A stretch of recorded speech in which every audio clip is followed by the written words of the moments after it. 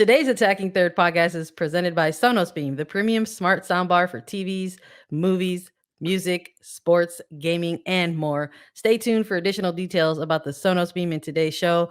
On this episode, we have an NWSL playoff preview. We will be taking a look at Chicago Red Stars versus New Jersey, New York, Gotham FC. And we're also going to take a deep dive into Washington Spirit versus North Carolina Courage. But a quick reminder to follow us on Twitter at Attacking Third. You can also head on over to our YouTube page and hit subscribe so that you never miss a new video, an interview, or whenever we go live. Plus, you can catch great extended NWSL highlights. So head on over to youtube.com/attacking third, hit subscribe. The playoffs are here. Lisa, are you ready to talk about it?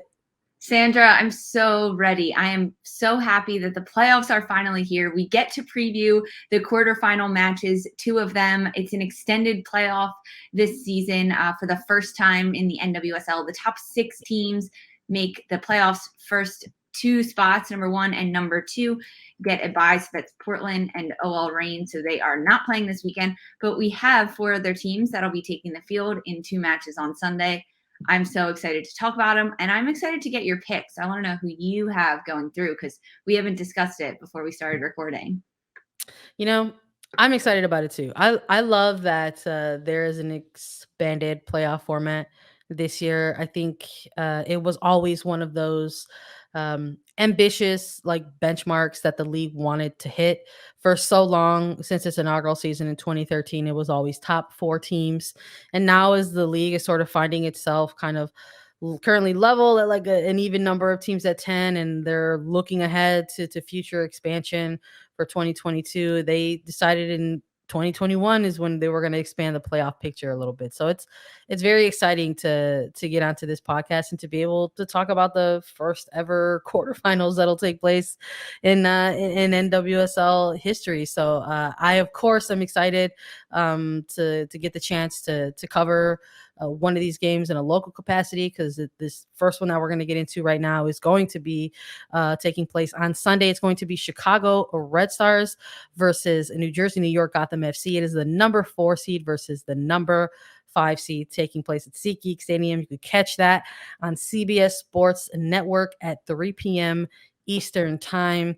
Lisa, it just sort of feels like whenever people, I think, look at those numbers, when they see like the 4 seed and the 5 seed, there's something about when those 2 seeded type of teams kind of go head to head. They're always like something unpredictable could happen, right? Within that type of scenario. But when we're looking at it specifically in an NWSL lens, I don't think it's cliche or unfair to still kind of draw that parallel.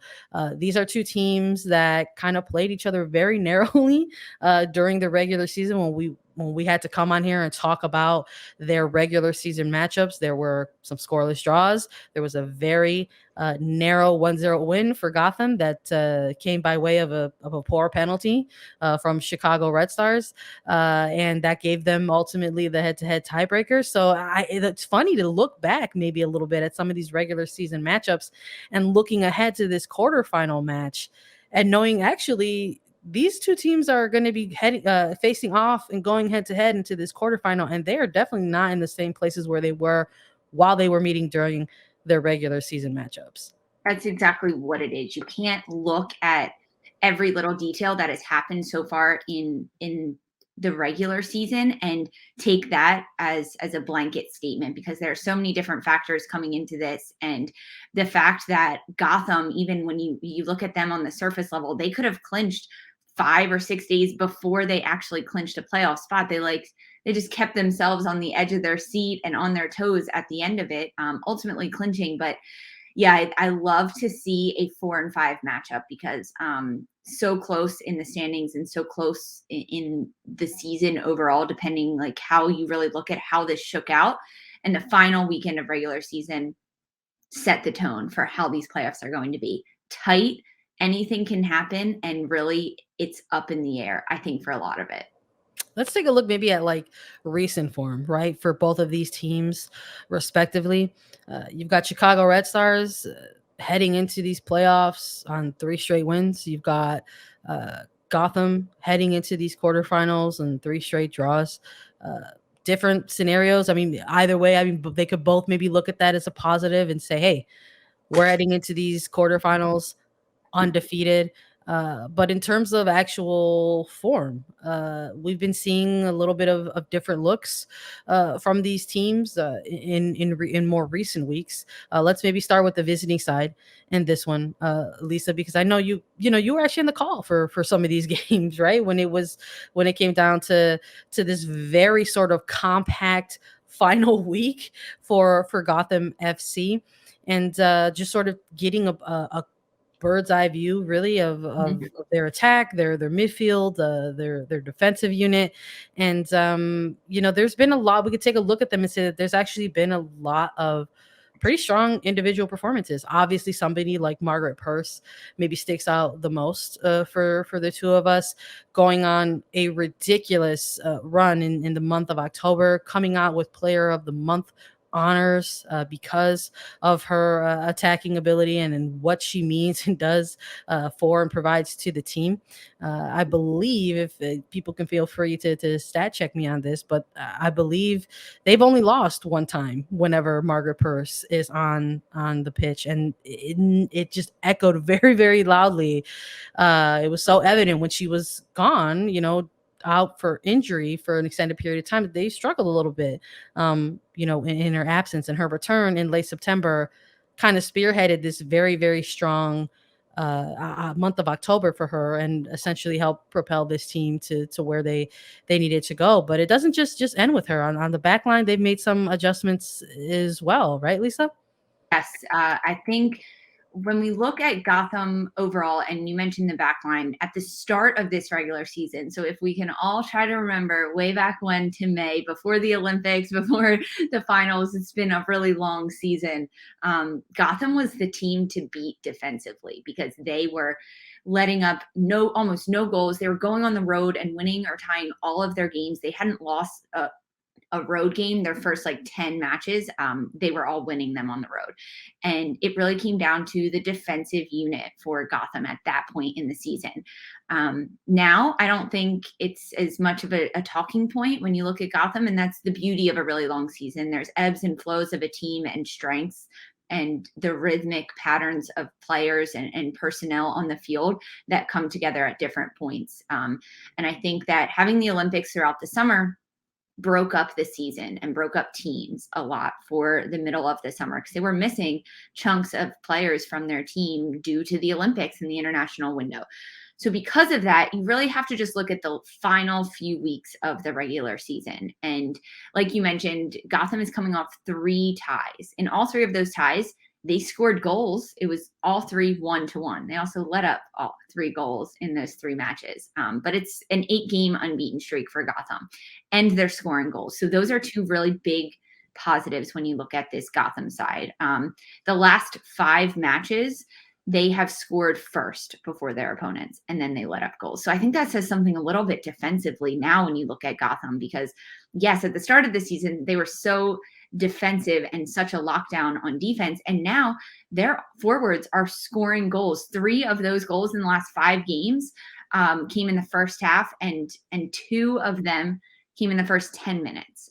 This is getting a little into the numbers and a little bit into the weeds and the stats here, but I'm trying to make a point that when the first whistle blows for Gotham, it is game time. They're scoring goals in those first 10 minutes, and they're scoring goals first before their opponents. Then after they score goals, there's something happening there where they're letting up a goal defensively, maybe when that doesn't need to happen. And as a defender myself, I don't like to put so much pressure on the defense. It shouldn't be that letting up 1 goal a game loses you a game or ties you a game. So the forwards also need to score more. I'm going to throw the double-edged sword there out on that one. But when you look at the front line that they have with Anamanu, Purce, and Lloyd up top, Lloyd has played much more centrally. She's not a high striker. She's not a high number 9 striker. She drops back a lot into the midfield, which is a different formation, because then you have Anamanu and Purce pushing up, going really fast and stretching back lines. And because of that, Carli Lloyd dropping back into the midfield and picking up balls, she can play diagonal balls to either flag and know she's going to hit one of her teammates. And that's where Gotham has found so much success, getting in behind opponents' back lines. And oftentimes those quick transition plays happen at the start of the game when opponents haven't quite adjusted to how quick Purce and Anamanu's first step is. Yes, running over 30 yards, they're really fast, but it's their first step that gets them away from their defender and creates that spot of separation. Sticking with Gotham a little bit and their back line, Amani Dorsey, she's been out. She was a namestay in the back line for Gotham for a long time, and she's been out and injured the last few games. Because of that, Elizabeth Eddy has slotted into the left back position. Caprice Didasco on the right side, who we know has gotten up the flank and sent crosses in. Elizabeth Eddy, she got an assist on a Carli Lloyd header last time out versus Louisville.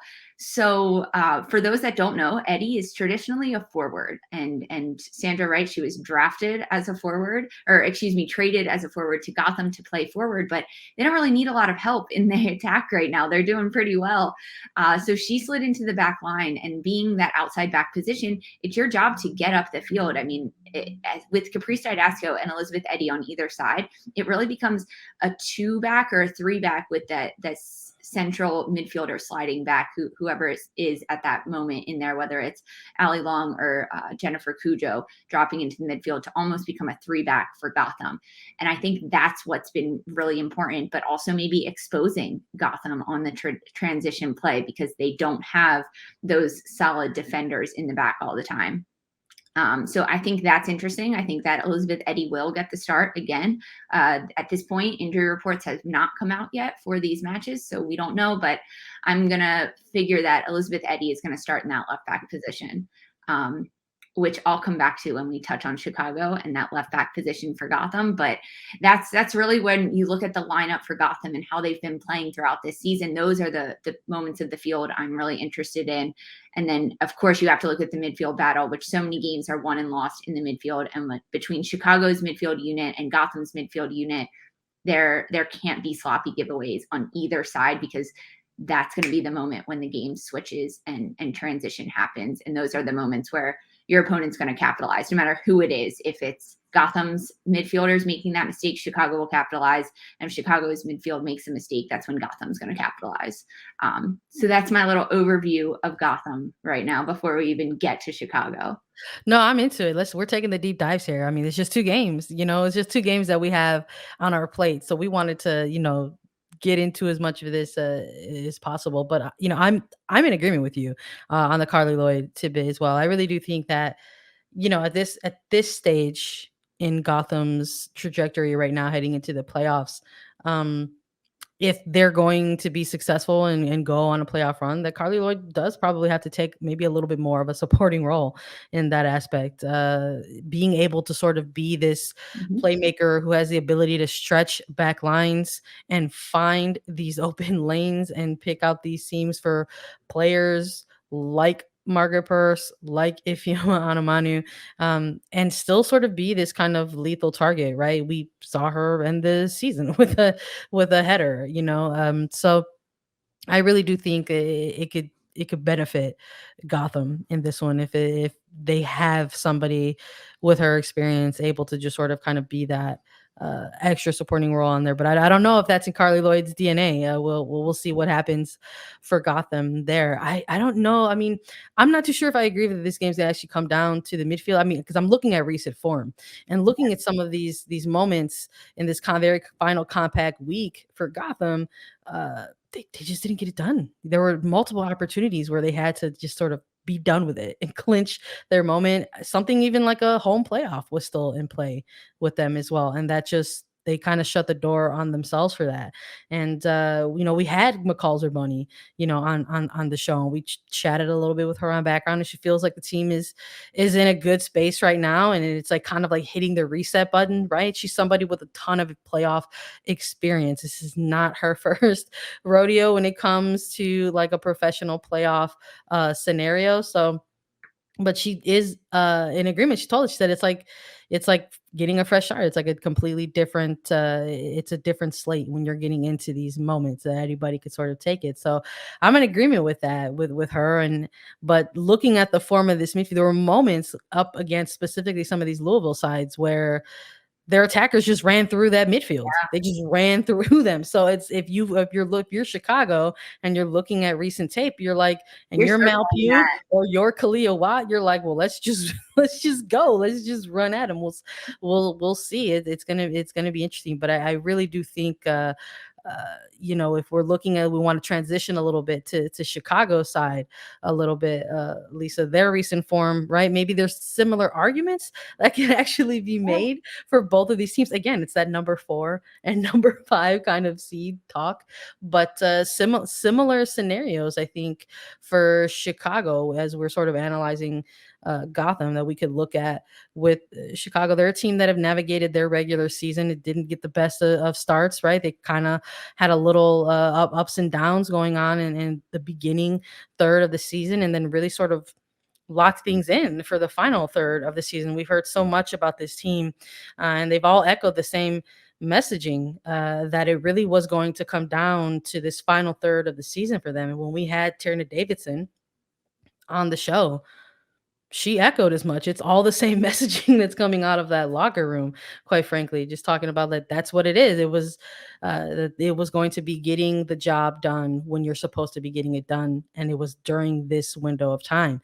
So having them going into their home quarterfinal now, having earned that, and sort of going in on 3 wins, even though they're like 3 narrow kind of results, that's something that they've got to be feeling good about. And I think it's actually probably the closest picture that is most reflective of what this Chicago Red Stars unit has been in 2021, as they have sort of floated around from maybe being, there was one day in the regular season where they were like number 1, right? And then it was like, Yeah, I and think then it it was was like like, half a day, and then it other was like half a day, and then it was like, oh, it's like now you're kind of a middle tier table, and now you're still fighting for a playoff spot. So it's been that's kind of been like their mo, like sort of who they've been. So looking at this final 3 games, it's this sort of reliance, right, on this very strong organizational defensive game plan that sort of just sees their attackers just go out there and run. And that is what we have seen in terms of like some of the tactical stuff for Chicago. It's like they have very calm, cool, collected, confident, organized defenders. And they have very, very technical, quick, athletic forwards who, in somebody like a Mal Pugh or somebody like a Kealia Watt, who have been able to just find themselves cutting in on a run into these boxes or through the wing. So I'm a little curious as to what you're echoing. It's like, where can we really see this game be won for either side? For is it going to be in the midfield, if both these midfielders kind of find themselves maybe canceling each other out a little bit, since they're both kind of very experienced midfields? Is it going to come down to the outside backs, which quite frankly both of these teams have really good outside backs right now and really, really good form?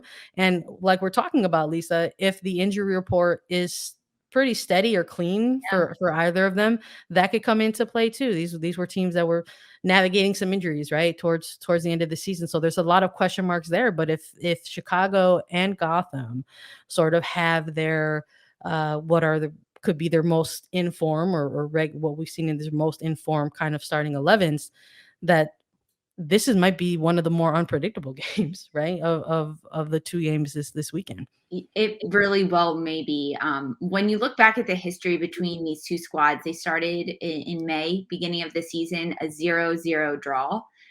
July 25th, so right in the thick of the Olympics, Gotham won 2-1, but both sides scored in that match. And then most recently, September 4th, a 0-0 draw. So 2 games closing out 90 minutes in a 0-0 draw. I think that says a lot about these sides too, how they can sit back and be defensive and honestly play those mind games a little bit with their opponents. And so when you key in on Chicago and everything that they've got going for them, coming off 3 straight wins and just 1 loss in the last 9 games, and in those last 9 games, they've scored 12 goals. So they're coming into form in their forwards positioning and finding that momentum. And even head coach Rory Dames spoke about that a few weeks back, saying that he's found what's worked in the front line. He's found Mallory Pugh and Kealia Watt, Katie Johnson. Really, she's been a mainstay up there in the top, but also rotating in Rachel Hill into that front line. It's working. He found it. It's clicking. It took a little while. It took time for each individual to get up to speed and to be consistent in their game. And then once that happens between all of the forwards, then it's finding the consistency among the 3 of them. And that really has started to click over the last few weeks. We've talked about Sarah Gordon a lot. She became an Iron Woman. So playing every single minute of this regular season.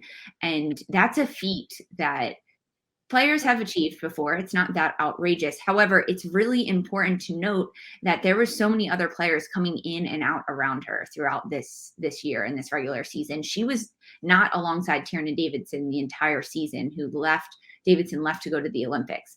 And the biggest thing about Sarah Gordon is that from the start of the season, she always played in the back line, but she would rotate between outside back and center back.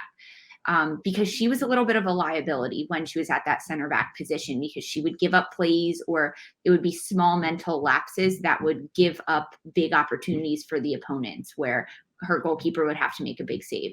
Towards the second half of this season, she's only been playing center back because she's gotten so much more consistent over a 90-minute game, and she's no longer having these tiny mental lapses. And as a defender, if you switch off for 1 second mentally, not physically, because Sarah Gordon is fast and she's fit and she can track anyone down, but if you switch off mentally just for a second as a defender, that's a chance for your opponent to score a goal. And Sarah Gordon has not done that in this second half of the season. She's been consistent in her mental consistency and focus over 90 minutes for every single game. And that is what is really, truly impressive from Sarah Gordon.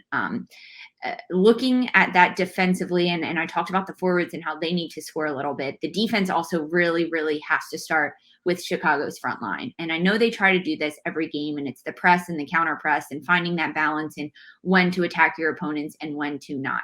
But if Chicago wins the ball back higher up the field, it's less ground for their midfielders to cover. And Chicago's midfield is very good, but they're very technical, which is a good thing for Chicago to have. However, when those players get a little bit tired because they're putting so many miles on their legs, their technical ability, it doesn't lack, they just use less of it and they get rid of the ball quicker. So I prefer when Vanessa DiBernardo and Danielle Colaprico in the midfield play technical and they can beat a defender, beat a second defender, and then distribute the ball. Towards the end of the game, if they've been running and chasing a lot, they're more tired and they're getting rid of the ball quicker. So because of that, Chicago's forwards need to be really smart in their counter press and they're defending as soon as they lose the ball. So the midfielders behind them don't have to chase as much, and Chicago can play more of that technical game in the middle of the field and dominate over Gotham for a longer period of time. Last point before we move on for this one. When we looked at Gotham's lineup, I mentioned how it'll be Caprice Dydasco on the right side, outside back, and it'll most likely be Elizabeth Eady on the left outside back position. Rory Dames looks at this lineup for Gotham, and he knows how Caprice Dydasco has played very consistently, getting up the flank and sending crosses in. He's going to let her do that and let her play that game. But when you look at Elizabeth Eady, that's where Chicago is going to key in on. So every time that that Gotham is building out of the back and Elizabeth Eady gets the ball, you will see Mallory Pugh, Kealia Watt, and whether it's Katie Johnson or Rachel Hill, the forwards up top, they will squeeze in on Elizabeth Eady and force her to either play long or turn the ball over. So that's really what's going to be key, is if Chicago forwards can trap Elizabeth Eady as soon as she gets the ball on the flank, squeeze her into that corner and that side of the field, and then the midfield can pick off the passes. So I think this game might honestly be won and lost on the flanks. I know we talked about that midfield and maybe it being canceled out a little bit. A lot of this game will be played in the middle of the field, but I think it'll be the middle of the field on the flanks, and who can pick up those passes and who can pick up those ball there, find a quick point, switch the point of attack, go down the other side, and then try to get crosses in and use their speed up top. That's what it's going to come down to. Quick transition plays and finding your speedy forwards getting in behind. We're gonna close this out. We are gonna close this out with picks. We didn't forget about that. We're gonna keep that energy going in our playoff episodes, everyone. But before we do, I would like to do something else really fun as we go into our picks to go along with our picks. We've been talking a lot about all the areas of the pitch. Okay, so we've been talking about the front line. We've talked about the midfield extensively. We've talked about the defenses for both of these teams. So let's take a look at each line. I want you to give me a player from each line that you think is going to have like a breakout game, and it could be Ooh. for either team. So I'm not going to ask you for six players, just who you think is going to have like a lights out kind of game in the playoffs, or should have a big game in the playoffs. So looking at Chicago, I want Mallory Pugh to do big things up top for them. I really do. It's hard because I want to say mid first too when I look at that front line for both sides. But I think it'll be Mallory Pugh. I think she's getting more confident in her international play and with the national team, and knowing that January camps are around the corner. Not that Margaret Purce isn't thinking about that as well, but I think for Mallory Pugh, this is kind of like the epitome of the point of the season for her. And this is the top of the mountain. And if she can close that out for Chicago, that would be huge. And I also think that Chicago doesn't put a lot of pressure on her as an individual. And they kind of just let her go and they let her play her game. And if she doesn't score a goal, it's not like, come on, Mal, you really got to score. It's like, hey, you did great. You had an assist. You defended really well off the ball. That's all we need from you. And the less pressure you put on Pugh, the better she will do. Midfield, I think it's got to be McCall Zerboni. We talked to her and she seems so calm, cool, and collected, but she needs to have a big game and she needs to be the defender that breaks up plays for Chicago and a lockdown defender, but also head up, finding passes, finding Lloyd's feet. Defender. This is going to be so tricky, but I'm going to go Caprice Didasco. I have been on her all season, getting upside, getting up the flank, sending crosses in. And she's been a little quiet the last few weeks, but I want her to turn the Jets on again and be that Caprice Didasco unstoppable force on the flank for Gotham this weekend. Sandra, I need to hear your lines. I think it's good that we're gonna just stick with like the three players and we can go either way. But I think just to piggyback off of you, since you chose Chicago forward, I think I'll choose a Gotham forward. I think we absolutely have to circle Margaret Purce. I mean, Mhm. it's just so evident the second half and the impact that she had for this team in her return in September and sort of the run that they went on.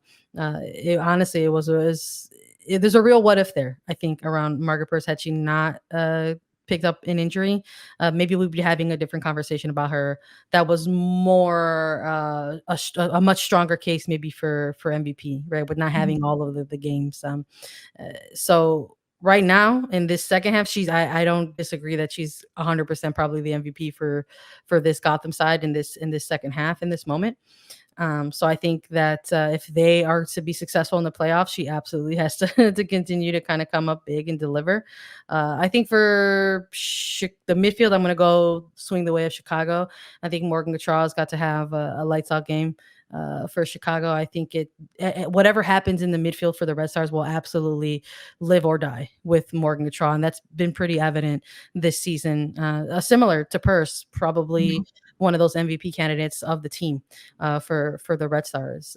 So no matter who they've slotted in, whether it's been a Di Bernardo, a Woldmo, a Colaprico, as the rotation has happened because of various injuries to their midfield core, Gatra has sort of been that consistent a player for them. So whoever, it doesn't matter who you're lining up alongside her, she has been the way. So I think she's got to have a lights out game for Chicago in the midfield. And for defense, you and Gotham, so I'll go Chicago as well. I think Sarah Gordon's the Iron Woman, right? There's going to be a lot of eyes on her and what she can do and what she can bring, and how she can sort of help lead and keep that back line organized in a playoff role like this. And this is going to be a playoffs where she's going to be in the center back position, right, and kind of hold things down and not so much in the outside back position. And that's going to be a little new too. So I think she's got to have a lights out game as well. Who is going to win, Lisa? Because there cannot be a draw in this one.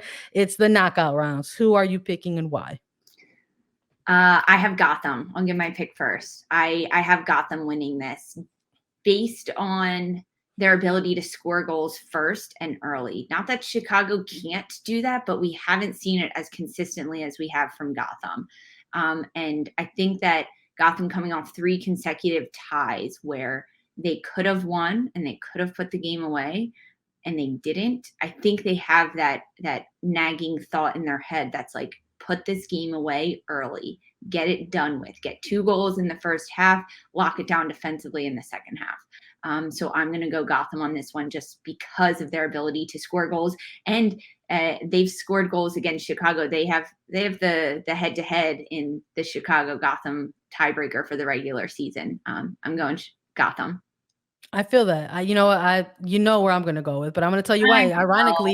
Ironically, it's for a lot of the similar reasons that you've just listed. Only I'm going to be going Chicago's way. I actually think this is NWSL playoffs, so uh, Mhm.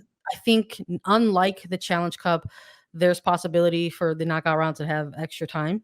In the event that there is, and it's not just straight to penalties, I really do think that this could be a game that could go into extra time, and I do think that that's where Chicago could win it, quite frankly. But whether it ends in regulation, whether it ends in extended time, I think this is going to go Chicago's way. Just looking at, yes, those regular season fixtures that they had against each other, but also recent form. These are two teams that are not scoring tons of goals right now at the moment. So it is going to probably come down to maybe who gets that goal first. When it happens, I think is going to be crucial. And I just think that Chicago has the edge a little bit right now when it comes to recent form on the defensive side of the ball. And I think that might benefit them in the home field in this type of match. So Lisa's going Gotham.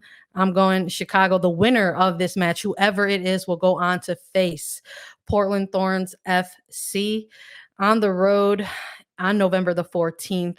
So it'll be an exciting one.